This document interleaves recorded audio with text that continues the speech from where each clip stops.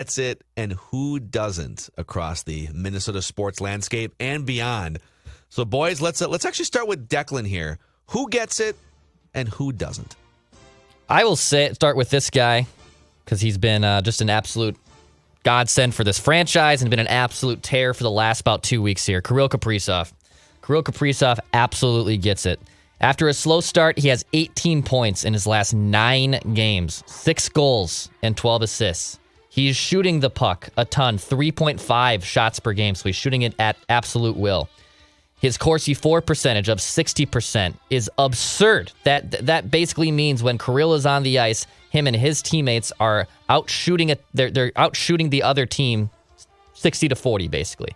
So they're generating more shots towards the nets than they're allowing. And he's made Ryan Hartman look like a legitimate top 6 forward. I think last year Judd and I's kind of assessment of Ryan Hartman was, it's just nice to be here, but he's benefiting from playing with Kirill. And that still is in play, there's no doubt. But Ryan Hartman was a former first-round pick and scored 18 goals once upon a time with Patrick Kane and the Chicago Blackhawks. And now all of a sudden, Ryan Hartman doesn't just look like a nice bottom 6 grinder forward. He's definitely a nice role player, but he's elevated Ryan Hartman's game as well. So Kirill's on and who's on an absolute tear after that slow start is now delivering. He did that last year too. And then this fun note that I love, I find this on Wild Reddit all the time. They update Kirill Kaprizov's career point total with the Minnesota Wild and players that he's already passed in a short amount of time. So Kirill is already 45th all-time in franchise history in points and has passed this week. They do this once a week. Alexander Daig, Owen Nolan, Curtis Foster, and Richard Park on the team's all-time point list. He's already passed. He's already in the top 50 of the most prolific point scorers for offensive players on the Minnesota Wild's franchise history. So Kirill the Thrill, Dollar Bill, however you want to call him, Kirill Kaprizov gets it. I love it.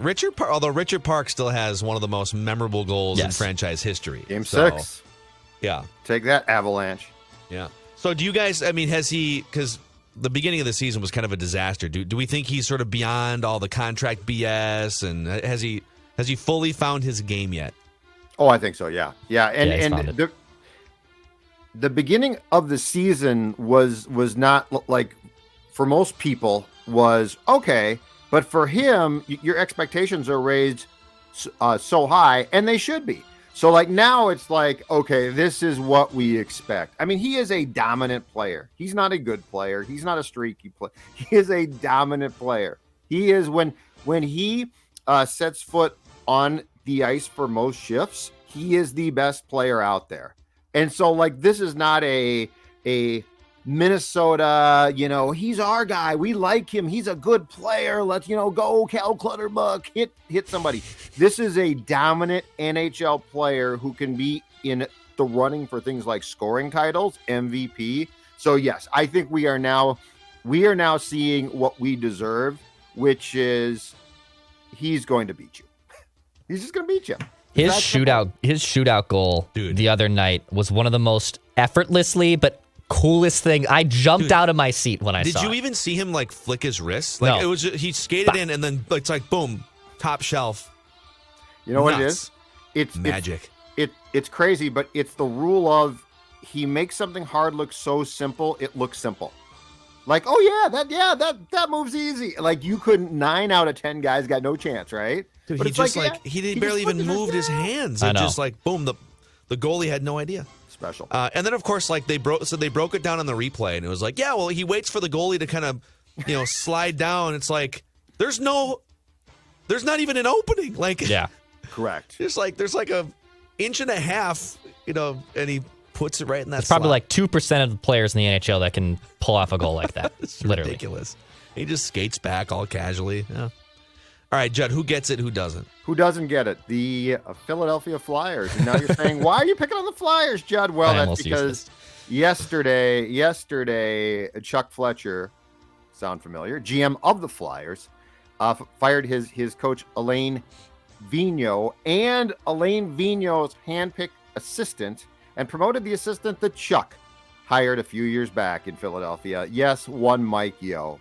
So Mike Yeo and Chuck Fletcher are now coaching a Fletcher design team that, hold on a second, I'll speak slowly because it's going to ring some bells. that quit on its previous coach, that looks like a bunch of dogs, that is actually has talent, but unfortunately is a bunch of dogs. And Chuck has basically done the Wild 2.0 on the East Coast. And here's the last part and my favorite part. Alain Vigneault was fired after the Flyers had lost 8 consecutive games. Chuck's done this before. Do you remember the last coach he fired after his team lost 8 consecutive games? Mike Yeo. He had a beer with them. Yep. They cried. Yep. The Valentine's Day massacre at the X when Mike Yeo was fired after the Wild lost an afternoon game to the Bruins, their 8th consecutive loss. How many more times do we need to go through this with these two? I love it. These two dysfunctional. They're taking their act from coast to coast and terrorizing hockey fans. Make it stop, somebody. Just like Mackie and Judd are taking their act from failed radio host to podcast and YouTube. That's nothing to brag about. New low. All right, so this is actually, I'm going to piggyback off Judd here because I'm going to give you a who gets it. And I think we were reminded everything that Judd just said about Chuck Fletcher and Mike Yeo. Everything we're seeing with the mediocre Vikings shrinking against the winless Detroit Lions, fans and media and even some of the coaches like just trying to justify and rationalize like, well, I mean, I heard that there was a radio host literally going through the schedule today. Well, like, here's how they can win the rest of their games. It's like this like unrealistic world that we're living in with these teams. Who gets it? Billy Guerin. Listen, you guys know what this is all about, right? Right? What's it all about? Spurgey? Hard work and having fun. That. This is about winning. Dude, like, I keep thinking about that little clip from whatever that meeting was before the season. Bill Guerin knows what a championship room looks like. He knows what a championship looks like in the NHL. Yep. He has a vision. He had to communicate that vision to the owner and make tough decisions about Parise and Suter and Koivu and all these guys. And we'll see. Like, there's a lot of season to be played here. I don't want to crown the Wild too early. It is Minnesota sports, but I love that he has a championship vision. He is executing it piece by piece, and he's watching it have some success here in the first 2 months of the regular season. Again, I don't want to crown them yet, but Billy Guerin, thank you for raising the bar and for setting a championship-level expectation in this town. And you just played a very interesting clip as well as, and this is what I'm talking about with billionaire owners not necessarily knowing what they're doing. Okay? This whole thing of, well, he didn't interview well, or he didn't. I guarantee you that Bill Guerin did. Chuck Fletcher survived so long. Why? Because he tried to make Craig Leopold as happy as possible. Oh, yeah, I'm going to go out and get a center. I'm going to go do this. I'm going to go do, we got Parisian suits now. We're going to make it work. We're going to make it work. They're terrible in the room. No, we're going to make it work, right? Bill Guerin came in and told the guy who owns the team, here's what I'm doing. I mean, clearly. He told, Ryan Suter and Craig are buddies. And months before he made that move, Phil and Dex, Bill Guerin went to Craig and said, we're buying him out. And then he had to convince him, but he did it. Think about that. So like, I guarantee you, behind the scenes, Bill and Craig have probably had some very heated discussions. But Bill gets his way because Bill's the one who knows what he wants. Craig's a fan. Mm-hmm. This is where Bill's doing something very important to our show, in my opinion, and it's this. So for all of the viewers and listeners who say, oh, Mackie and Judd and Declan, you don't know how to run it. What do you know? Like, these guys own the team, or they manage the team, and you guys. Okay, Bill Guerin, I am fully willing to nod to and say he knows what he's doing. He knows far more than me, but I can tell he's on the right track, right? But there are a lot of times where guys aren't, and we still are like, well, they've got the title, they're in control. And it's like, yeah, that doesn't mean they know what they're doing. Look at what Bill Guerin is doing right now. That is the template for saying, okay, I get that. Yeah, he's also showing the importance of like managing up. Yes. I think, and I'm actually going to draw a line here. Shockingly, I'm going to make this about Kirk Cousins. I know people are like, how is Mackie going to make this about Kirk Cousins? Well, here you go, right here. a lot of people think, well, he just works here. He's just running the plays that are called. He's just running the scheme that's being drawn up. Well, great leaders, the Tom Bradys, etc. I would say the Bill Guerins. Bill Guerin is a great leader. We'll see how it plays out. The owner has one thought. Owner loves Suter Parisi. Owner has great relationship with Suter Parisi. The owner has a vision for Suter and Parisi. And Bill Guerin has to tactfully, as a great leader can do, manage up to his boss and say, I see it differently. You hired me for a reason, and it's to tell you that this is what we should do. And then they have some uncomfortable conversations, and out of that comes the right decision for the franchise. And that's something that lacks with the Vikings. If Kirk Cousins was a better leader and better at managing up with his coach, his coordinator, he wouldn't just be like, well, just feed the play to my helmet. If the scheme is a train wreck, if this play's a train wreck, it's not my fault. I just work here, right? And that's the type of stuff that doesn't show up in a box score always. It doesn't show up, when you're going through analytics reports or whatever. That's the type of leadership that these franchises need. And so Billy Guerin, again, setting an example for I love that. Everyone in the Twin Cities. Exactly. Watch them right. lose 10 games in a row here. God. Just jinx the hell out of them. Yeah, but I mean, he still has done things that most people in this town don't have the guts to do, and that's what I like. That's what I like is when when a person takes control and they're right. Declan, who gets it? Who doesn't? I'll go with a who doesn't get it, and it's Mike Zimmer's Minnesota Vikings defense. Honestly, I can just pivot it. Mike Zimmer's tenure with the Minnesota Vikings, it's over, man. To combine a statement with a who doesn't get it. The Vikings currently rank 30th in the NFL in total defense. And I know Danielle Hunter's injury has changed things. That defense was finally trending in a better direction with Danielle back in the lineup before that pectoral injury. But this team hasn't even found a way to be a passable defense.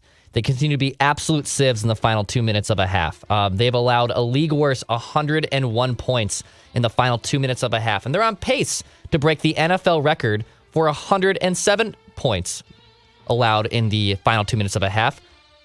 The team that set that record was the Vikings team last year in 2020. So the Vikings are going to break their own record from a previous year. Look, the Mike Zimmer's shine has clearly worn off here. This literally looks like a Leslie Frazier-esque bottom tier defense now. It's 30th in the league. You have to accept that his tenure and his time and his shine is worn off. And he's a hell of a good coach, but he doesn't get it anymore. He also built his defensive resume and acumen from 2007 through the end of his run with the Cowboys, and then he became a coordinator.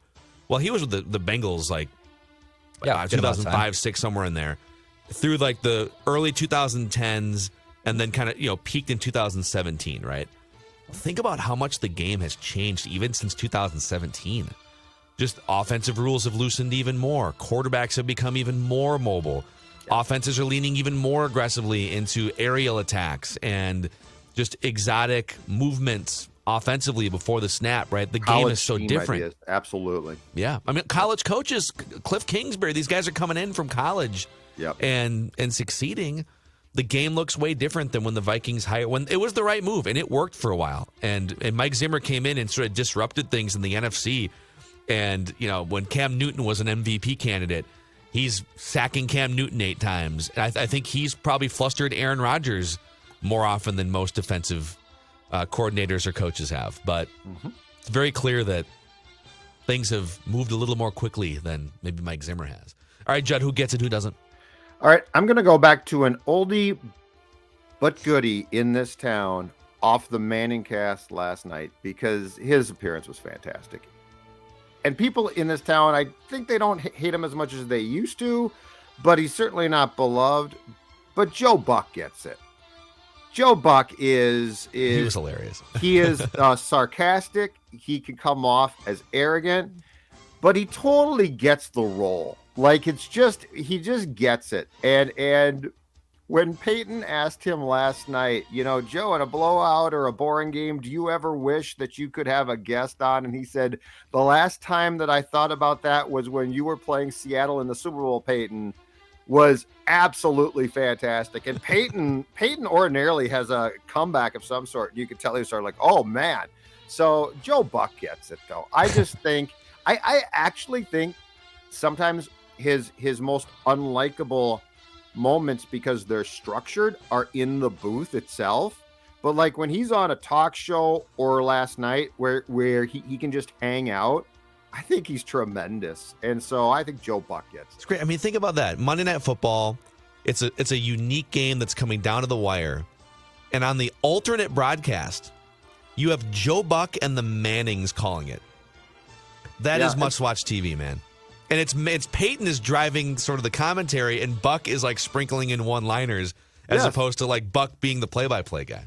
It was amazing. Yes. And I think there's a future there of some sort. I really do. Oh my God. Absolutely. In broadcast. But like a different, like to spin the entire thing on its head. I think that there's a formula there that works that's going to get us away from the you're looking live at US Bank Stadium and I'm going to do play-by-play and Larry here is going to comment, that's a great slobber knocker play, Jeff, you know. Yeah. I'll piggyback again. Who gets it, who doesn't? Bill Belichick still very much gets it after 20-plus years in New England. Last night, 50-mile-an-hour wind gusts. He's masterfully playing the field position, direction battle, and milking clock as he needs to.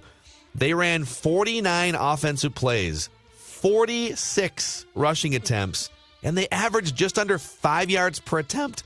I mean, they threw this thing back 100 years, and the Bills were still unable to stop them from gaining 5 yards per carry on 46 rushes, and they win the game 14-10.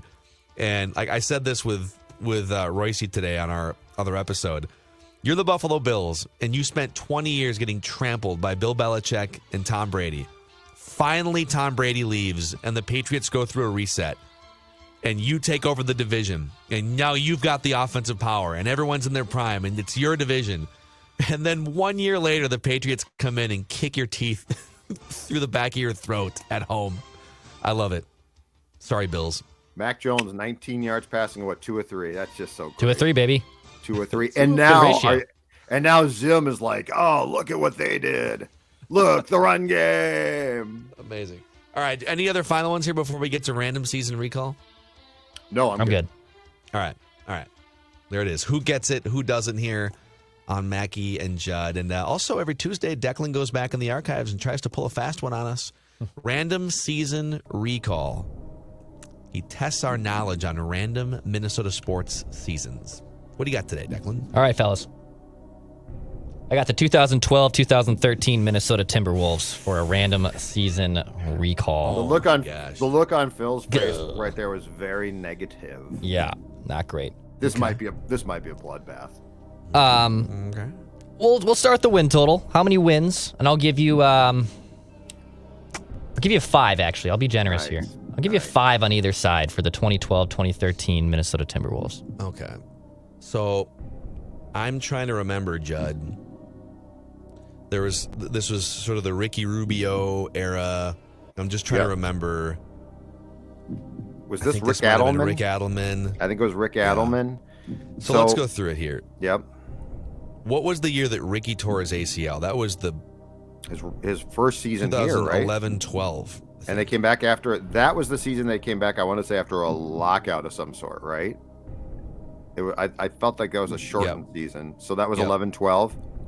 And then 12, because, they had one, the reason I'm asking these questions, they had 1 year under Rick Adelman where Kevin Love was pretty healthy and Rubio was pretty healthy and Peck, and they went like 40-42. Yep. And I'm pretty sure they had like a top 5 or 6 point differential that year, but somehow still finished below 500 because they kept blowing leads. Oh, yeah, I remember. Yeah.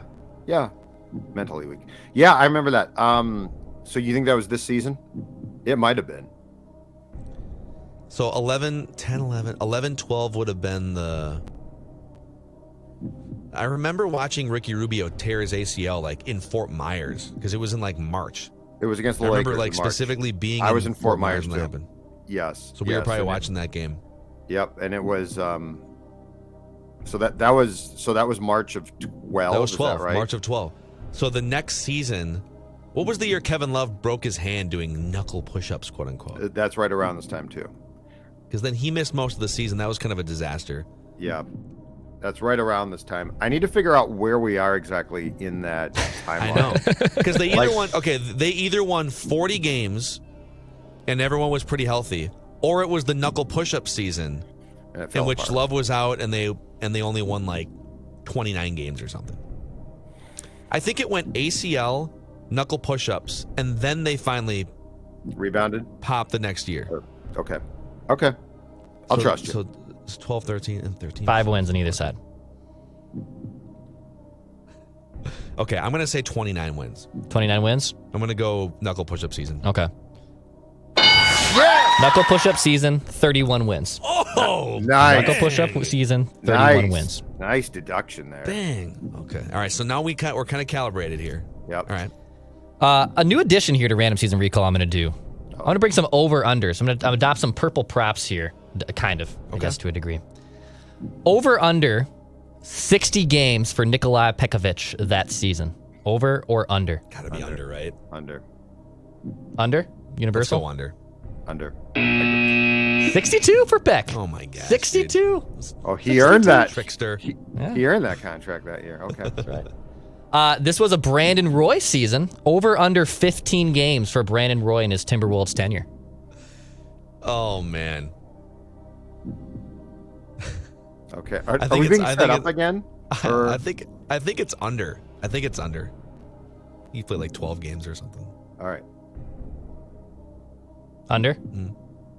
5 games for Brandon Roy that season. Yeah. So we got set up there. So the Pekovic thing. Yeah. So you were trying. Okay. I see. Yeah, I was tricking you. Yeah, I see what was you're doing you. now. I thought this was a game among friends, but clearly not. No, not at all. Not at all. Nope, it's not. You might have to dig deep for a little bit for this. But who was the Wolves' starting 5 on opening night that season? So Rubio's not back because he's tore his ACL in March, so he wouldn't have been back on opening night. Yeah. Okay, I'm just going to throw some names out. Okay. Ridnour was on one of these teams, I think. Barea. They had JJ Barea. Again, I don't know if these guys were on this team. Rick loved Chase Budinger. Was Chase Budinger then at that time? Jeez. He loved him because he could shoot from the corner, that corner offense that good doppelganger of mine. Edelman ran. Yeah, he was. Yeah. So Budinger, they had Peck, Love, but again, when did Love do quote unquote knuckle push-ups? When did Love punch his manager in the face and break his hand, and then they tried to cover it up? That was training camp, right? Was it before the season? Thought it was. I might not be right there, but I thought it was early. So if no Love, no Rubio. Yep. Can we start just picking some names off here? So Pekovic. That's one. I kind of think. Did they start Barea? Who are the other guards? Ridnour? Well, did Brandon Roy start opening night? Oh. If he was ever going to be healthy, he would have been healthy on opening night. And then 5 games. And then gone south from there. But I'm not. This is all like I didn't. Kevin Martin was. So there's other like Kevin Martin. I think was a year or two later. I don't think he came along. I love that shot. But also there was like Corey Brewer. At one point he came back. Okay, Corey Brewer. It's not a Corey Brewer team. This is so weird. This is. I'm gonna say Luke Ridnour. Luke Ridnour. Started at the point that night. You got 2. Oh, Judd, what about Anthony Tolliver? Yeah, that's very possible. Can't remember if he was starting or not, though. He was definitely on these teams. And they wouldn't have started a Ridnour-Barea backcourt. That would have been right. I think Barea, disaster. I think Barea usually came off the bench. Yeah. Would they have started a Roy Ridnour backcourt? Who was? Was Michael Beasley still on these teams? He was on the 10-11 team. Was he still on the team? I don't think so. Who else were they drafting around this time? Love. Dude, this is hard. Oh my Yeah, god. this is the definition of random season recall. Oh. Number 2 overall pick. Derek Williams. Not an official guess. Derek Williams. That was 2 more. Two overall pick. So wait, so we've got the center, we've got a forward, we've got one of the guards, we got a point guard, right? And so we need a shooting guard. Wes Johnson was like a number 5 overall pick, 4 or 5 overall pick, somewhere in there. Yeah. Wes Johnson. Yeah, I guess it. Yeah. All right, we got one more left. I mean, Budinger. You said Budinger. Budinger might have been the other. Should we die on the hill for Budinger? Budinger might have been the other forward. Let's die on the hill. All right. Budinger. Let's die on the hill. Yep. Oh, Budinger came off the bench, 21 minutes. You missed. Brandon Roy did start this game. I'm sorry, Judd. He was Judd was healthy. right. He was healthy for that game. And then maybe the marquee free agent ad for that team that year, AK-47, Andre Karolinko that's started. right, dude. All that, yeah. After all the AK-47. Royce and Mackey segments on his hall pass, you couldn't remember him. The hall pass. You and Rifty talked about the AK-47. hall pass, and Pat would try and move on as quickly as possible. He hated the hall pass. Let's I know not he talk didn't. about this. And Let's not talk about this. You and Rifty loved the hall pass. It's not funny. God. Let's see here. We have This is disappointing. seven players average double-digit figures. Double-digit in points, excuse me, for the Wolves that year. Can you give me 5 of them? Well, Love. AK-47 had to have. AK-47. 2. Okay. Now it gets complicated. You said Peck, right, Phil? Yeah. Oh, yeah. Peck. Yeah. Peck. 3. Derek Williams probably did. He had Okay. enough dunks. Derek All Williams. right. 4. 4. Brea? Ridnour? I will the say bench? all those 4 players were 1, 2, 3, 4. Okay. Barea off the bench, Ridnour, Budinger. I think Ridnour probably. Like, Ridnour would have played a lot of minutes before Rubio. Well, actually, Rubio might have averaged over 10 points. Once he came back. Yeah. He came back in December, right? I think so. Because I think He he came probably back. averaged like 12 points or something. Okay. Yeah, that's probably true. 10 points. Yeah, Rubio. Okay. Got the 5. We got the 5. Let's do There's this. 2 more. Ridnour. How about Ridnour? 1 more. What do you think? Do you think your guy Brandon Roy? What do you does he He qualify? did not qualify. He does not qualify, and he doesn't count. did Okay. not score double-digit points. Okay, but So. he I doesn't mean, qualify, so. Budinger. Yeah, Former I think volleyball player? Budinger. Yeah, he was loved, man. Coach loved him. Let's get it. Should we guess him? Oh, he died on the hill again. Damn. 9.4. Oh, come on. God. Oh, come on. Come on. Come on. Sorry, you Brit. Yeah, in and out of the rig. That doesn't count. I mean, I guess Barea could have been a spark plug off the bench for 10. Yeah, it's fine with me. But Yeah. then they would have had 3 guards averaging over 10 points a game. All right, Barea. Yes. Very good. The king of Very, getting very good. stuffed by the underside of the backboard when he tries his scoop layups. God. 5'5". Well, he loved those scoop layups. Loved He those thought he scoop was layups. Kobe every time he checked into the game. It's like, all right, Dude, Mark, boys. Mark Cuban here we go. loved that guy. Still to He this did. day loves that guy. Well, went he back. destroyed the Lakers in that playoff series with Dallas in like 2010 or whatever it was. Was it Yeah. the He was won it a the title. Lakers? I thought. Oh yeah, it was the Lakers. Yeah, I think it was. He won a title with the Mavericks, Yeah. and the Lakers were in their way through the Western Conference, and then they beat the first year of the Miami Heatles in the Yeah, NBA who Finals. blew a lead, right? They were up 2-0, I think, Yeah. or 2-1 or whatever it was. Yeah, and then blew the lead. Last one here. In the 2012 NBA draft before the season started, the Timberwolves didn't have a first-round pick because of this trade. Who was the player that cost the Wolves that first-round pick? Ooh. This might be a trick question because they didn't give up a first-round pick, I don't think, for AK-47. Mm-hmm. Here's my question.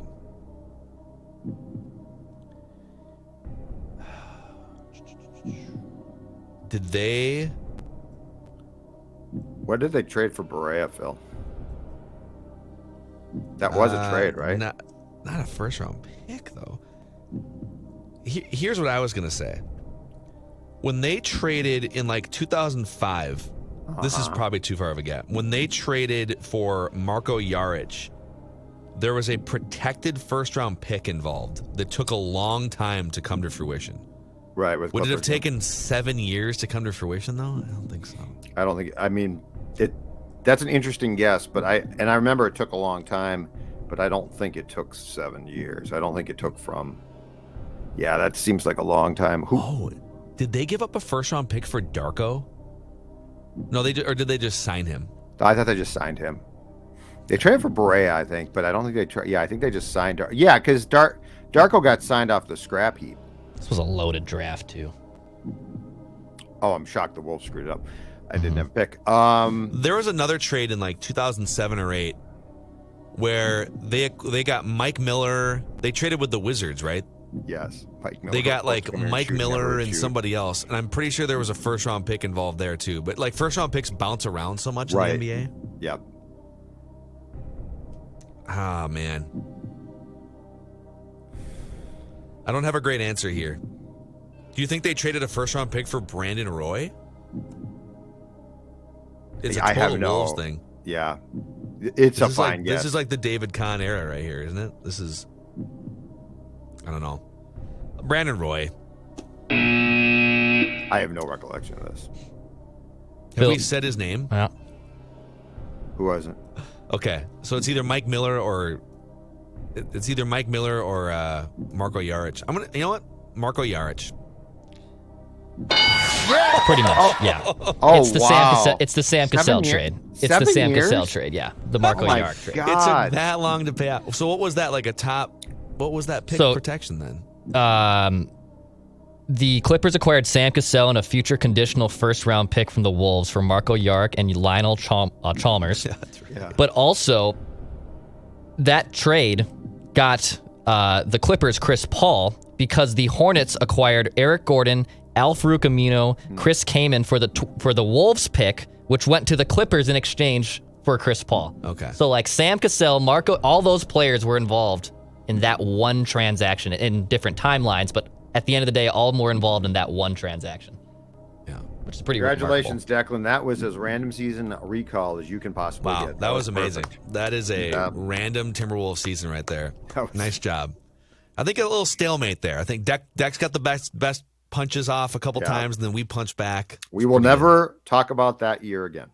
No. That Wolves season will die on the vine with this show right now. All right, dudes, write that down. Predictions tomorrow. When are you guys going to admit that you were wrong?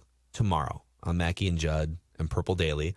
Also, a Thursday night vent line this week. Oh, yeah. Vikings Steelers on Thursday night. What's going to happen there? I think they're going to win, but we're here for you on Thursday night on the Purple Daily YouTube channel. So check us out. We'll see you guys tomorrow on Mackie and Judd.